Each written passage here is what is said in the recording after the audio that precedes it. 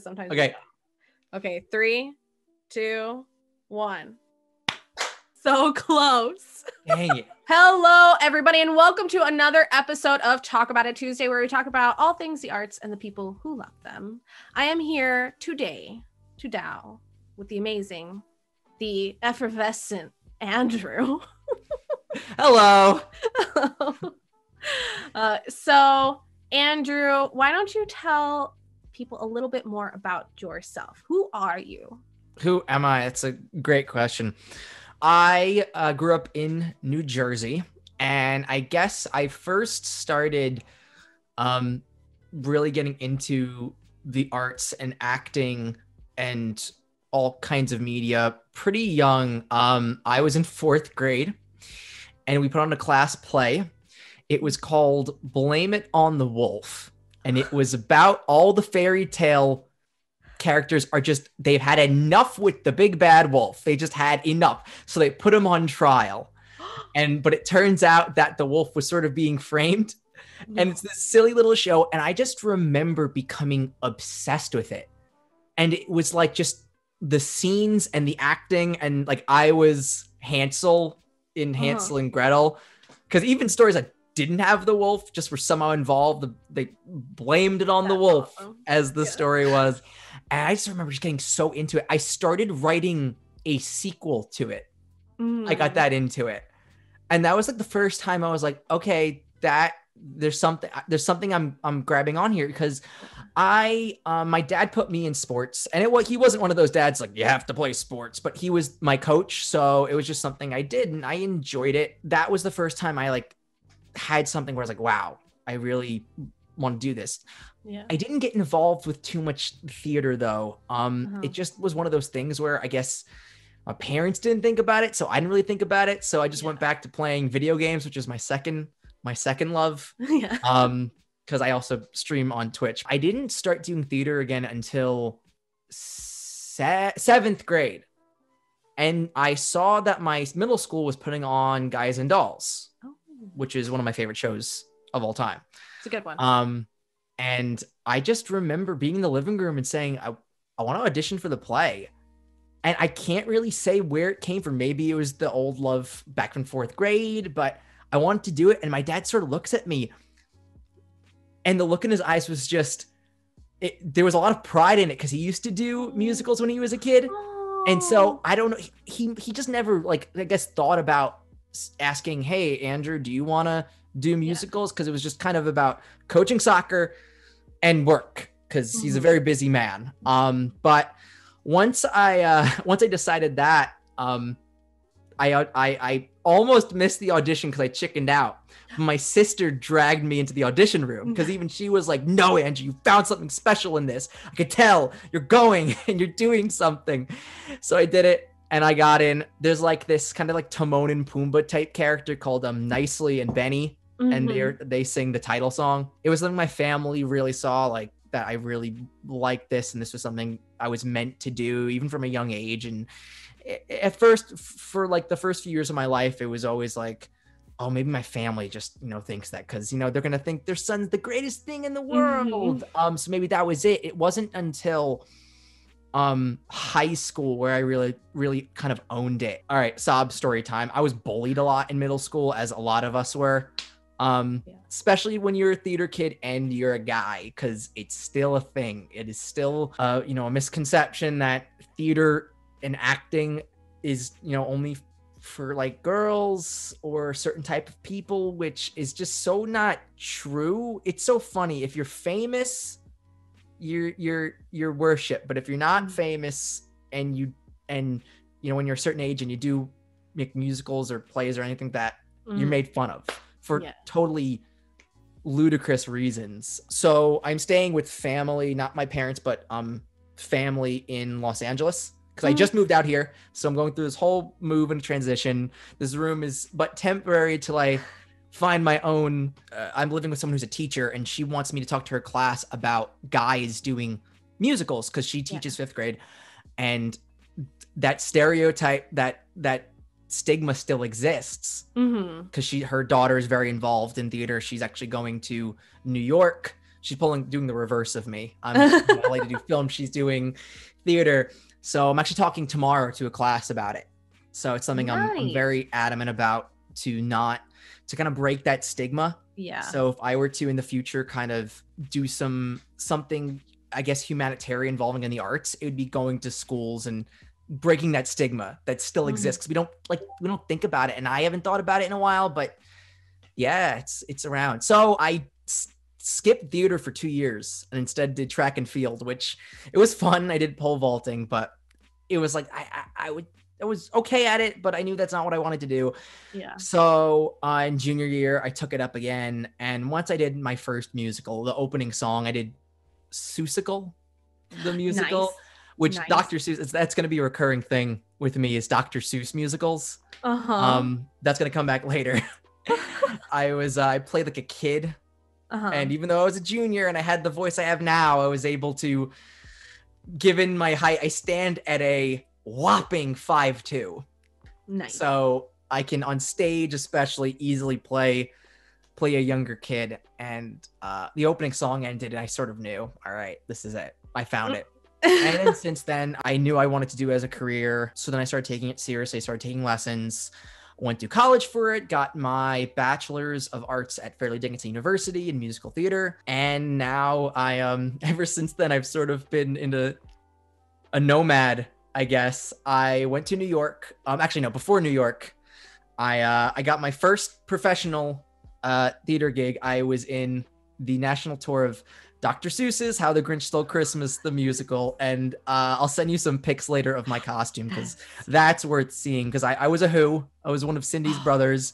So like a featured ensemble role. And the costumes are wonderfully ridiculous. The Who's are basically supposed to be like bugs. So we wear these pod costumes and we got to stand.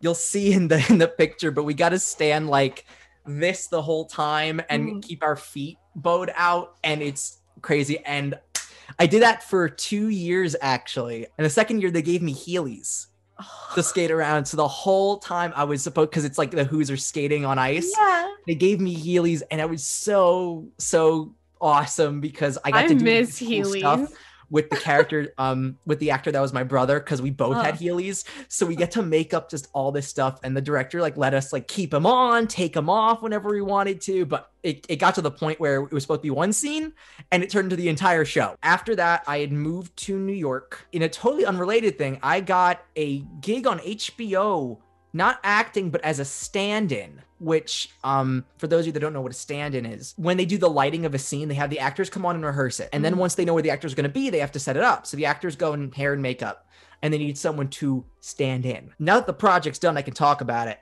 It was for the HBO series The Undoing.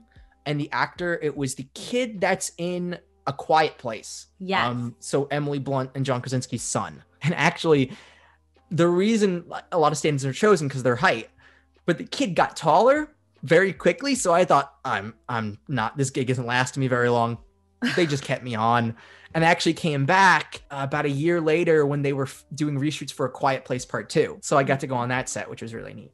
But that's sort of what got me into doing more film stuff, because my school had a Bachelor's of Arts program, which meant I wasn't so restricted. It didn't have a great film program. There wasn't really a relationship with theater, with the actors and the film students, which I would have preferred there would be, because it just would have been good training. But I started getting into it more. So I started like auditioning for short films and I started doing more, but I could tell there's a thing when you're a theater actor, a lot of the times when you go to film, there's a bit of a struggle transitioning, because when you're doing theater, you're performing, as you know, to the person all the way in the back. But when you're doing film, the audience is 2 feet from you, if even. What do you mean? I can. But the audience is right there, and if you're on a big screen, the audience sees everything. So if you're trying to do what you do in theater, it's not going to work, because you're going to be off your mark. You're going to just be doing too much, because you don't need to be doing that much. And that was a struggle for me, because I had to get used to that. And naturally, I am very energetic. I can get ahead of myself too. So it's good for, stage comedies, but it wasn't good for film. But film was something that I just knew it was something I wanted to tackle. I wanted to get into it. just to be more rounded as an actor. So I started taking some classes, and then that's when I did Grinch for the second year. And then after Grinch for the second year, I moved into a new place in Brooklyn, and that's when the you know what hit. The panoramic. The panoramic hit. And just all the momentum I had been building just came to a screeching halt. And I'm not alone in this, but it was, a little demoralizing because, when you're in the beginning stages of your acting career and when you don't have that many connections, I mean, I had friends that I was living with, and I had been doing some new musicals, which was really cool. Being a part of something that was a work in progress was neat. Yeah. My job was good. I was working in Times Square as a show promoter. And what was great about that was I got to make my schedule every week. So I got to go on auditions and not call out of work. And and I never say this about myself because whenever I audition, typically if I think about it too much, I'm like, oh, that was crap. But I auditioned for a Disney cruise for Beauty and the Beast, and I thought it was one of those auditions where I walked out and I'm like, that's a callback. That's a callback. And that I never say that. So for me to say that, I felt good about it. Yeah. And then the panoramic a week later and cruises were down. I went home to New Jersey and I lived in my new Brooklyn apartment for a total of 2 months. And yeah, I wound up subleasing my apartment. So then I was here, and then I, took some months just to sort of, all right, this other world is whatever. And then it started getting to the point where, all right, when are things going to open up? And I knew, all right, it's a lost cause because this isn't coming back for a while. And I was playing PlayStation. I think I was playing Nier Automata, which is great game for any gamers out there watching. And I was like, because I started thinking I could voice act one of the characters in it, and I thought I could also stream it. And streaming was something I'd always thought to do, and I was thinking, hey, if I want to do voice acting, I need this. I could use a camera for like all these on-camera auditions. So I invested money into streaming. Anything that I had in my bank account, I just dove all into a new laptop, a new monitor, an audio interface.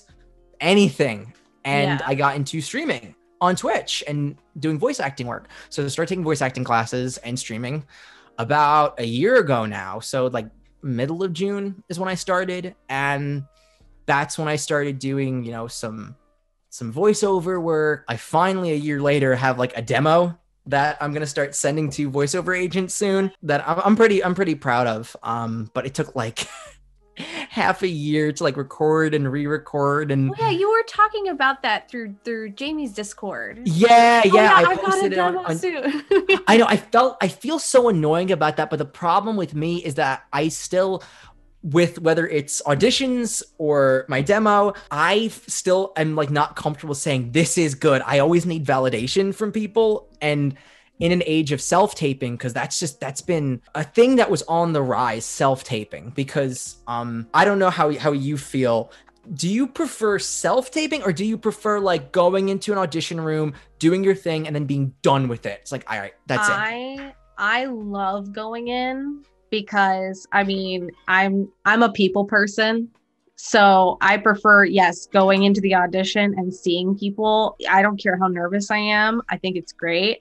And then I get this rush of adrenaline, because if I film it on the camera, it's so frustrating for me. And I think that's 100% the improv background, because I feed off of other people so much.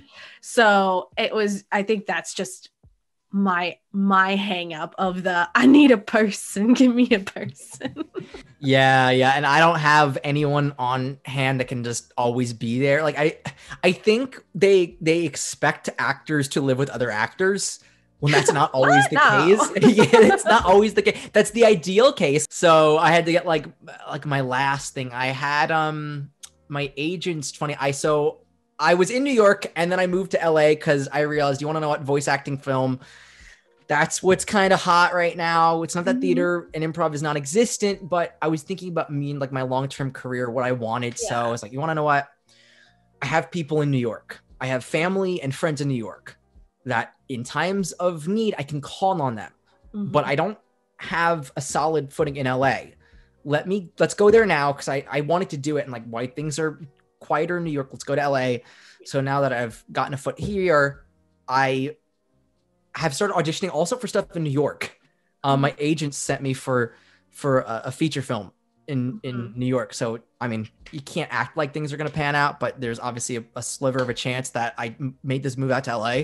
Yes. And the next thing I work on is a film in New York where I just moved out of. If there is a probability, it is a possibility. So. Yeah, it's just funny. Life pulls you in directions. I was very much weirded out by like, the kids in school, you have to take acting classes online. How is that going to work? Because I need a person.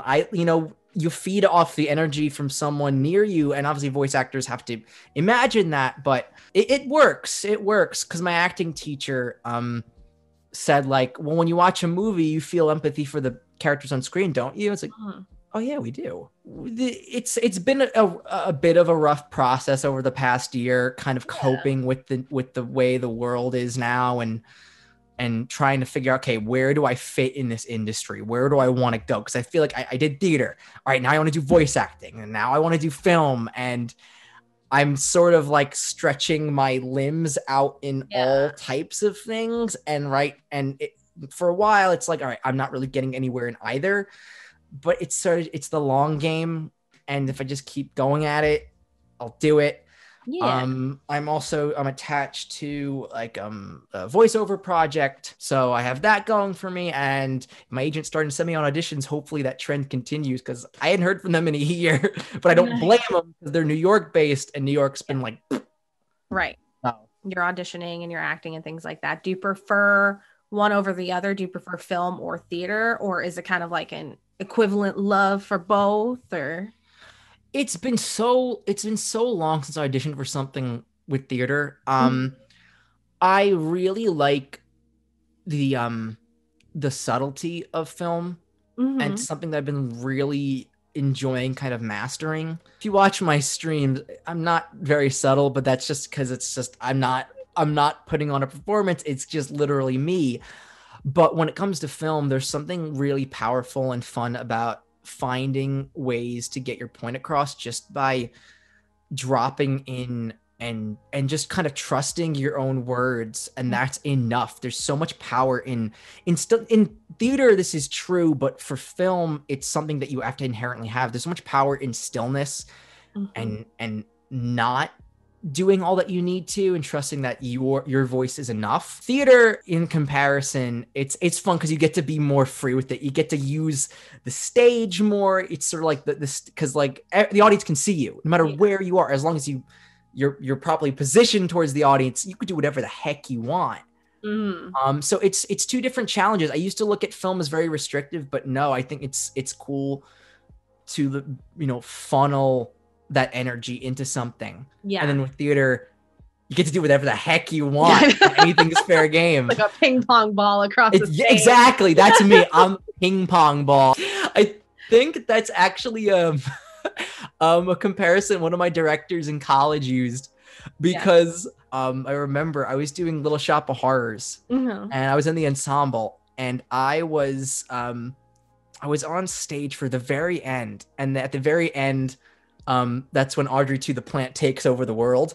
Right. And they wanted me to like, we had like arms, like long plant arms that we would take down from the audience. And I was at the bottom of the stage and then like off of it. Like there was a step that I was on, and I had to get all the way there, go around the entire, out of the theater into like where all the classrooms are, because our theater was attached to like a school building, and go all the way to like where, and the theater wasn't that big, but in the time span I had about like 15 seconds to get there, go all the way there. And I was the only one fast enough to do it. Well, you did track. I don't know what you... I did track. That's it. Yeah. That's it. That's your skill. That's your special skill at the bottom of the resume. Yeah, that's it. Are there specific exercises or anything like that you like to do before, like things to kind of bump you up, or any theater games that help you to just like settle yourself before going into anything? Yeah. Overall stretching is really important because, some people's bodies are more tense than others. I find that I have a lot of tense energy. So I stretch, I do vocal exercises. There's one that I like doing. It's where you swish your tongue around your mouth and it loosens up kind of all the muscles here because that gets tight for me really easily and it winds up constricting me. In terms of acting, what I like doing is, and something that I've had trouble with is the creation aspect of acting, because acting's a lot of creating. There's a lot of filling in the blanks. Because like you take, especially when you have an audition and you have no context, you got to make context, which I never understand why. I mean, I get if it's a confidential project, but if it's something where it's just I hate when you have an audition and you're starting in the middle of the script and then they black out like it's like a CIA dossier. They black out the dialogue before. It's like, why are you robbing people of what just happened? Because like a scene never starts at the first line. It starts before that. Like always. It could be the beginning of the movie and it starts there. So I never understand why, but as an actor, you have to create that. I feel you. I always had trouble with that because I don't consider myself a writer, and I'm trying to sort of grasp the more creative aspect of acting, rather than just the emotional empathy. So what I've realized is what I like doing is I like walking and talking, and that's just in character, talking about the random stuff they did relevant to the scene, because you can go on forever. But like, for example, if you have like, there was a scene where that I did an acting class where I am the manager of a coffee shop and this guy comes up to me, this rich pretentious dude is coming up to me going, I think your garbage is in my garbage. And I literally acted out it being super late. Just had an argument with my girlfriend who's staying at her parents' house because we had a fight. So I'm pissed about that. I'm lugging this trash over to the dumpster. So I grabbed my laundry bag and pretended that was my garbage and did that. And just having that experience in my body. So when the guy says, I think your garbage is in my garbage, it's something I can remember. It's something I can go back to and remember, like, oh, I did that. But I'm not going to act like I did it because I'm too proud. So walking and talking is a good one. I mean, you created your own little version of like an Uta Hagen scenario. So an as if happening. Yeah. So I am not lugging trash, but I feel as if I am lugging. Yeah. Although I look at as ifs more as like the as if is the mold, and then you fill that mold with other things, just sort of so it's specific to the scene rather than it being like a different situation, like that's not of the scene. But every actor is different and got their own stuff. What's like your thing with that? With what? With getting into character, like what do you find is like getting into character? I did sound design throughout college, so I literally make a playlist per character I do. So I make them a That's whole cool. Like That's cool. I listen to it prior to going on, and then I kind of just like before I'm a goofball and I'll jump around everywhere, but like right before you'll see me in a corner just like looking down and then just getting ready for it. So prep is more of like a mental thing for me. But other than that, I mean, when it comes to improv, we do a warm-up game, normally ninja, and then random words or a countdown. And then we just go because we're already hyped. We've already had like 10 cups of coffee that day. So which one's ninja? Ninja. Oh, ninja's the physical game. So you all kind of like just bow to each other in a circle. And then on 3, you ninja. And you can't move until it's your turn. And you can only do one move at a time. And your goal is to hit people's hands. And then they like lose a life kind of thing. And then when you hit their other hand, they lose the other life. But it's about strategic planning. That's like the focus. Okay. Yeah, because every improv game has a focus. So when you say focus by focus, that one is strategic planning and paying attention to surroundings. Okay, that one I haven't played. That's a fun one. Especially with like 10, 15 people. It gets very, very rowdy. I'll say, I miss that. I miss that, like that theater, like troupe culture. It's like, yeah, it's been way too long. That's something about theater that I absolutely miss, and that's not really present in film, at least the films I've been in, because it's just show up to rehearsal, you do your scenes, that's it, goodbye. I mean, it's a total family aspect. Have you ever done any improvisation? Not enough. I need to get into it more. It's honestly, we describe ourselves at this point as like free loving hippies, because it's like you're just there and you're like, yeah, we're gonna do some weird stuff together. It's gonna get weird and it's okay. It's not like everyone's gonna safe space, safe everything. What are your boundaries? These are mine. Okay, let's just go for it, kind of thing. I mean, that's really all it is. I've had so many people say, I can't do improv. I can't. I'm like, are you talking to me right now? Do you have a script in your hand? No, you're improving. Yeah. I mean, the thing about improv is that what my acting teacher has us do, and so something with that I've learned, because I just started taking a new acting class this month, and it had been a while. It's been since college, and I graduated college in 2018.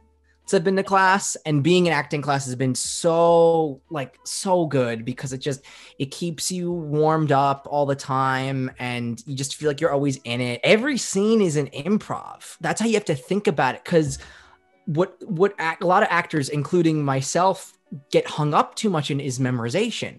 They memorize it first thing. And every actor is different. So whatever works for me, I just say it works for me. So I'm never coming across as this is the right way to do it.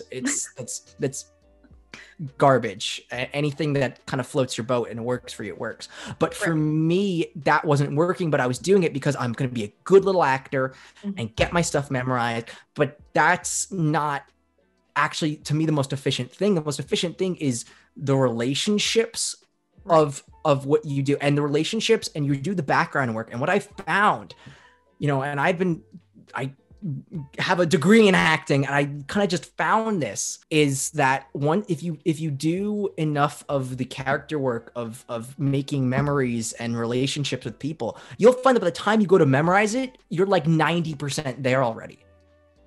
And I had a kind of a rough week. I had the feature film audition, a short film audition, and my acting scene all at the same time, today. All in the span of less than 48 hours. And this interview, you're crazy. Which is I'm most nervous about I'm kidding. You told me in college that I would get all those done. That I no, it's impossible. But what my acting teacher, she's not about memorization at all. And it's not a factor, but she puts more focus on the preparation beforehand, so that like if we had to do it for real, it would be like, okay, let me take some like 20 minutes just to get those lines in, and I'd have them all in, and it's like 5 pages of script, and I would have had it. So that's been super helpful. And I'm thinking of like letting go of, the lines are there, but you're not going to know what you're not supposed to know. What they're being said. So that's why improv it's something I want to do more, because it's so important, because that's every scene's an improv. And she has, if there's typically it's like a monologue that gets people kind of stuck, because they look at monologues and think, oh crap, it's all me. Oh no. So she has to forget the lines, say what you want to say to the person. And they go off, but they drop into it. And then she goes, okay, now get to the script. And then the other character comes in, and then they're dropped in, and they do it because they didn't have to worry about the stupid, stinky lines. Lines suck. They're awful. Boo. Gosh, boo darn you. Lines. Yeah. So if you had something to say to someone who is not involved in the arts, but might have an interest in it, or has seen it and is just like, I don't know about this thing, what would you say to someone who's not as knowing in the arts about the arts? What would you tell someone about it? Yeah, that's because I've actually, there's a lot of people I've met, people I stream on Twitch, people I've talked to that have wanted to get into voice acting, and which is great. What I say to people is give yourself permission. Give yourself permission. That is the biggest thing. You have to give yourself permission to mess up, to be messy, to show your cracks, because there's a lot, with growing up. And it's not to sound philosophical, but acting is a lot about, it is all about being a person. and being an open, empathetic type of person. If you give yourself permission to be true to yourself, anyone can become an actor. I'm not saying it's easy, but anyone has the inherent ability to. When we tell a story, you know, we're adopting kind of traits. When you're talking about how you're in New York and you've spilled hot coffee on yourself and you're late for a job interview, you're gonna drop into that experience, and that's what actors have to do. And everyone's a storyteller. It's just a matter of giving yourself permission. That's awesome. Really my biggest piece of advice. Nice. And what if I saw you walking down the street and I was like, who's that random person over there? What can I not tell about you just by looking at you? My age. Really? Yeah. Okay. Yeah. When I first went into your stream, I was like, is Andrew 18? There you go. You've already proven it. But you said you graduated 2018, which is when I graduated. So, oh, okay. Class of 2018. Yeah. I'm 25. I'm going to turn 25 in 2 weeks. There you go. Okay. It's good to have a young face. It really is. I love it. I love it. It's really, some people ask me when I go out to a bar, I still feel awkward. It's one of those things where what feels illegal, but isn't, like me walking into a bar, because I always I kind of know, and I'm not self-conscious about like my height or anything, because honestly, my height is the reason I've gotten a lot of my gigs. It's what I go for. My goal is to get a job, and I'm going to go for those jobs that cater to my look. Yeah, it's my age, and I'm hoping I keep that. I'm hoping I can. That stays with me. That's good genetics. That's all it is. It is. It is good genetics. What is your preferred kind of taco? Ooh.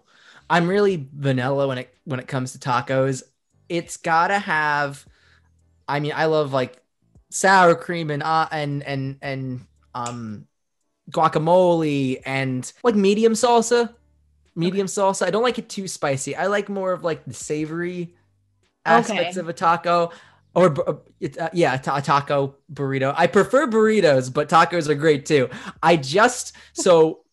Being an East Coaster and moving to Los Angeles, I've learned what real tacos are supposedly, because it's kind of what I've been taught a taco typically is what's called a street taco, and mostly dry, and it's smaller.